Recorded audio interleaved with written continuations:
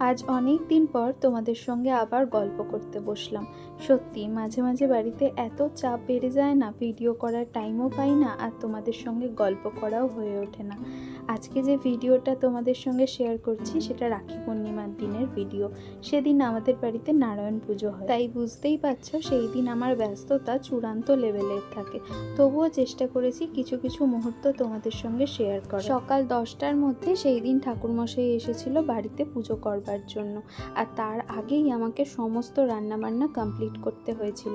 যেদিন আমার এত ব্যস্ততা থাকে না, সেদিন আমি 3টে জায়গায় রান্না একসাথে বসিয়ে দিই, তাতে আমার খুব সুবিধা হয়। মেনুতে ছিল সবজি দিয়ে নারকেল দিয়ে খিচুড়ি, তার সঙ্গে আলুর দম, গুড়ের পায়েস, আম পুদিনার চাটনি আর পনির ব্যাটার ফ্রাই। এই সব রান্না কমপ্লিটের মাঝেই ছিল রাখি বন্ধনের মুহূর্ত, যার জন্য ভাই আগের দিন রাত্রেই চলে এসেছিল যে দিদির হাতে রাখি পড়বে। পুজোর দিন যে আলুর দমটা আমাকে বানাতে দেখছো, এটা মশালা আলুর দম, খুব ভালো খেতে হয়। একবার অবশ্যই ট্রাই করো। মশলাগুলো কি কি আছে সেটা কিন্তু পজ করে দেখে নিতে পারো। আর খিচুড়ির জন্য নারকেল ভাজা না হলে কিন্তু চলেই না।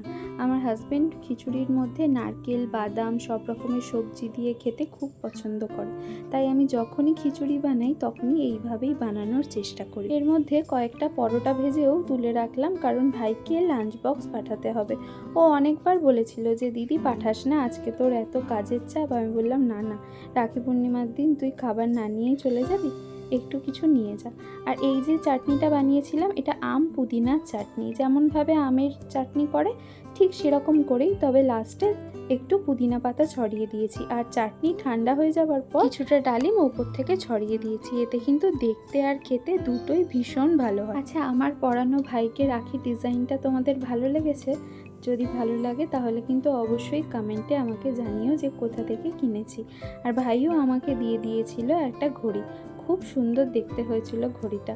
আর রান্নাবান্না কমপ্লিট করার মাঝেই আমি পুজোর কাজ করতে বসে পড়েছিলাম।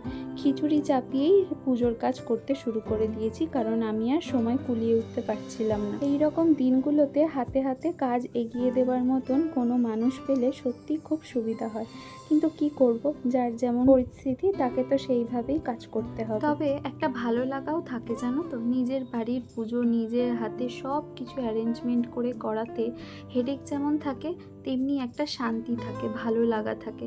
আর যখন সারাটা দিনের শেষে দেখতে পাই যে পুজোটা আপাতত দৃষ্টিতে বেশ ভালো কেটেছে, তখন কিন্তু মনের মধ্যে একটা আলাদাই শান্তি থাকে। জানি না নারায়ণ কতটা আমাদের পুজো গ্রহণ করেছে, তবে আমরা চেয়েছি মন থেকে সব কিছু করার। তোমাদের কেমন লাগলো আজকের এই ছোট্ট রাখি পূর্ণিমা উপলক্ষে গল্পটা?